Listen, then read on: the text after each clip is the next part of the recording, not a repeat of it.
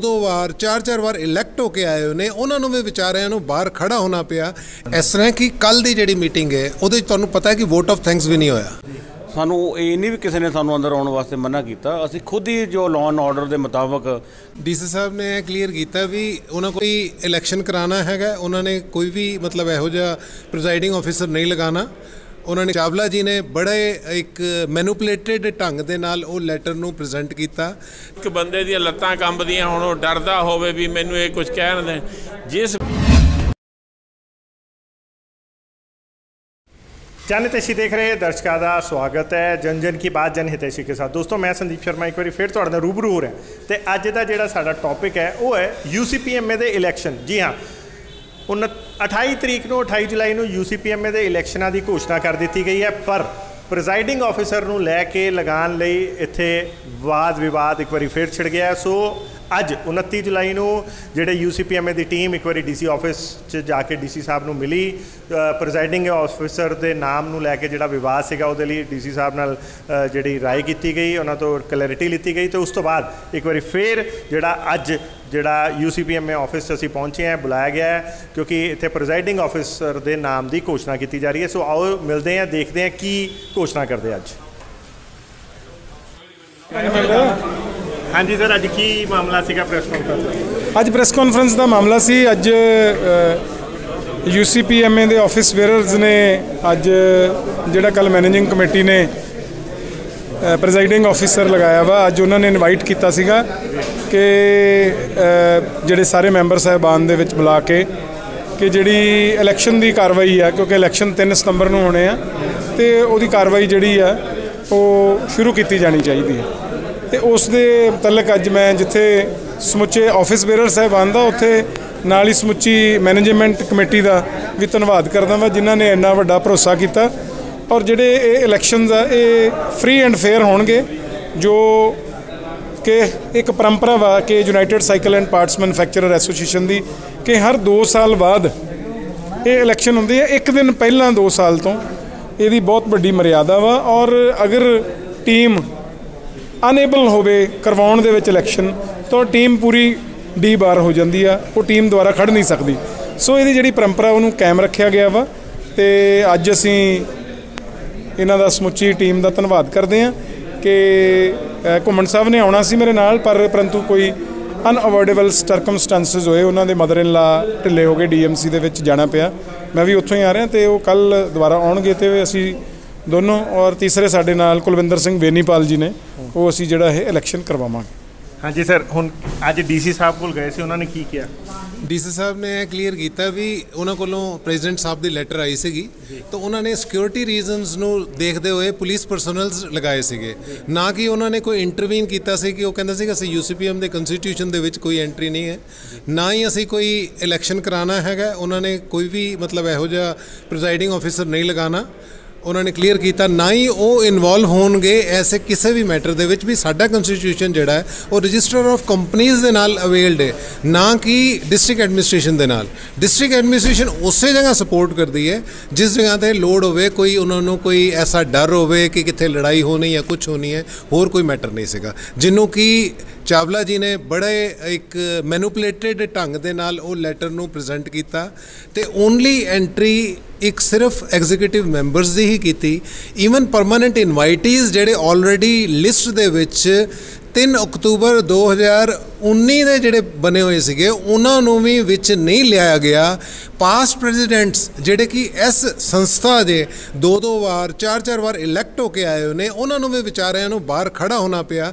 यह एक बड़ी शर्मनाक गल हैगी कि जिहड़ी एडमिनिस्ट्रेशन ने विच उन्हां दे नाल साथ दे के इहो जिहा काम कीता है। तो उस पॉइंट ऑफ व्यू नाल DC साहब नूं उन्हां नूं जानकारी दित्ती गई। उन्होंने क्लीयरली कहा है कि मैं यह काम नहीं कहण नूं किहा सी, मैं तो सिर्फ एक सिक्योरिटी रीजनस नूं अमेंड करन वास्ते। अज हुण तुसीं दोनां दे नाम नूं एज ए प्रिजाइडिंग ऑफिसर च काउंट कर लिता है, सहमति बन गई है। कल क्यों नहीं दोनों के नाम आते सहमति बन गई सी? फिर ये अज असी रिव्यू किया है कि जिहड़ा कि साडे वल्लों जिन्नी भी साडी टीम सीगी वो यही कह रही सी कि गुरमीत सिंह कुलार जी नूं प्रिजाइडिंग ऑफिसर बनाया जाए, तो चावला जी यही कह रहे थे कि घुम्मन साहब नूं बनाया जाए। जदों कि एक एज अ जनरल सैकटरी ਮੇਰਾ ਇੱਕ ਰੋਲ ਬਣਦਾ ਹੈ ਕਿ ਮੈਂ ਇੱਕ ਮਿਊਚੁਅਲੀ ਐਗਰੀਡ ਟਰਮਸ ਦੇ ਉੱਤੇ ਕੰਮ ਕਰਾਂ ਤੇ ਇਲੈਕਸ਼ਨਸ ਫੇਅਰ ਕਰਵਾਵਾਂ। ਤਾਂ ਮੈਂ ਆਪਣੀ ਉਸ ਚੀਜ਼ ਨੂੰ ਰਿਵਿਊ ਕੀਤਾ ਆਪਣੀ ਟੀਮ ਦੇ ਨਾਲ। ਮੇਰੇ ਨਾਲ ਸਾਡੇ ਅਵਤਾਰ ਸਿੰਘ ਭੋਗਲ ਜੀ ਹੈਗੇ ਸੀਗੇ, ਚਰਨਜੀਤ ਸਿੰਘ ਵਿਸ਼ਕਰਮਾ ਜੀ ਸੀਗੇ, ਇੰਦਰਜੀਤ ਸਿੰਘ ਨਵਯੁਗ ਜੀ ਸੀਗੇ, ਸਾਡੇ ਸਾਰੇ ਠੁਕਰਾਲ ਜੀ ਨੇ। ਉਹਨਾਂ ਨੇ ਜਿਵੇਂ ਵੀ ਆਪਾਂ ਨੂੰ ਰਿਵਿਊ ਕੀਤਾ, ਰਿਵਿਊ ਕਰਕੇ ਕਿਹਾ ਵੀ ਕੋਈ ਗੱਲ ਨਹੀਂ, ਸਾਡੇ 'ਚ ਕੋਈ ਹਉਮੈ ਨਹੀਂ ਹੈਗੀ, ਅਸੀਂ ਸ਼ਾਂਤੀ ਨਾਲ ਇੱਕ ਫੇਅਰ ਇਲੈਕਸ਼ਨ ਕਰਾਉਣ ਦੇ ਵਿੱਚ ਆ, ਨਾ ਕੋਈ ਅਸੀਂ ਕੋਈ ਗਲਤ ਕੰਮ ਕਰਾਉਣਾ। ਤੇ ਲੈਟ ਘੁੰਮਣ ਸਾਹਿਬ ਕਮ ਵੀ ਆਰ ਓਕੇ।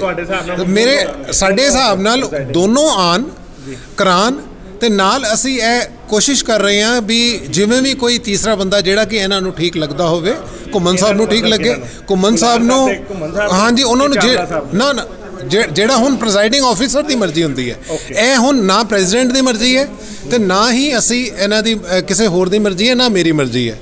ਅਸੀਂ ਇੱਕ ਪਾਸੇ ਚਾਵਲਾ ਸਾਹਿਬ as a president press note ਜਾਰੀ ਕਰਦੇ, ਇੱਕ ਪਾਸੇ ਤੁਸੀਂ ਕਰਦੇ ਹੋ।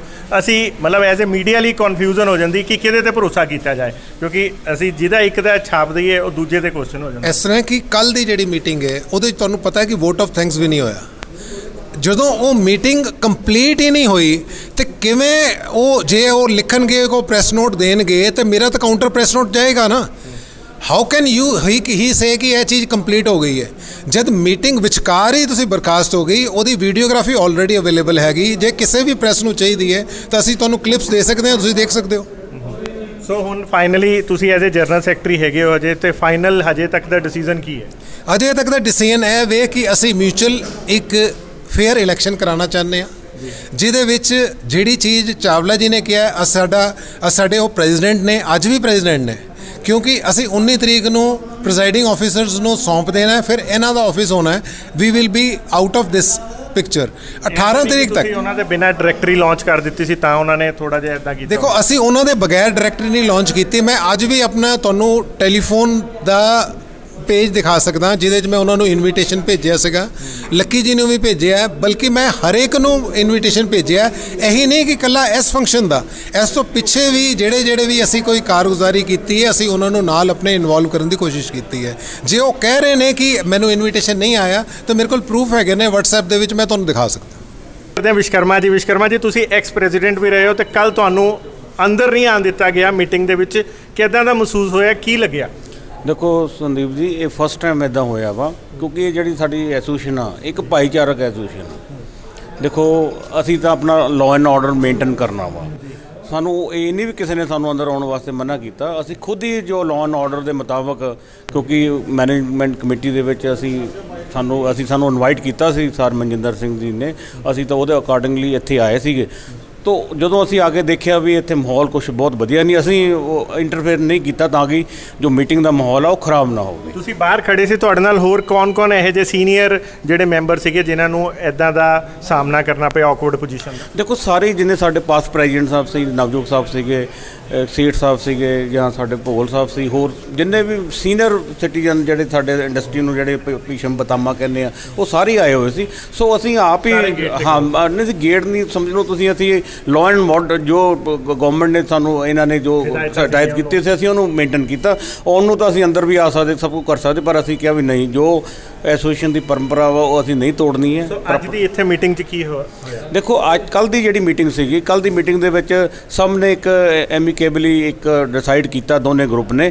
ਉਹ ਕਹਿ ਰਹੇ ਸੀ ਵੀ ਅਸੀਂ ਪੀ ਘੁੰਮਣ ਨੂੰ ਲਗਾਉਣਾ ਹੈਗਾ ਵਾ, ਅਤੇ ਇੱਕ ਦੂਸਰਾ ਗਰੁੱਪ ਕਹਿ ਰਿਹਾ ਸੀ ਗੁਰਮੀਤ ਕਲਾਰ ਨੂੰ ਲਗਾਓ। ਸੋ ਇੱਕ ਐਮੀਕੇਬਲੀ ਇੱਕ ਫੈਸਲਾ ਕਰ ਲਏ ਵੀ ਚਲੋ ਦੋਨਾਂ ਨੂੰ ਲਗਾ ਦਿਓ, ਤਾਂ ਕਿ ਕਿਸੇ ਦੀ ਵੀ ਈਗੋ ਹਿੱਟ ਨਾ ਹੋਵੇ, ਨਾ ਉਹਨਾਂ ਦੀ ਈਗੋ ਹਿੱਟ ਹੋਵੇ ਤਾਂ ਨਾ ਇਹਨਾਂ ਦੀ ਈਗੋ ਹਿੱਟ। ਕਿਉਂਕਿ ਮੈਂ ਗੁਰਮੀਤ ਕਲਾਰ ਨੂੰ ਦੇਖਿਆ, ਇਹਨਾਂ ਦੇ ਪਹਿਲਾਂ ਵੀ 4-5 ਇਲੈਕਸ਼ਨ ਕਰਵਾਏ ਆ, ਘੁੰਮਣ ਸਾਹਿਬ ਵੀ ਇੱਕ ਅੱਛੇ ਐਡਵੋਕੇਟ ਆ।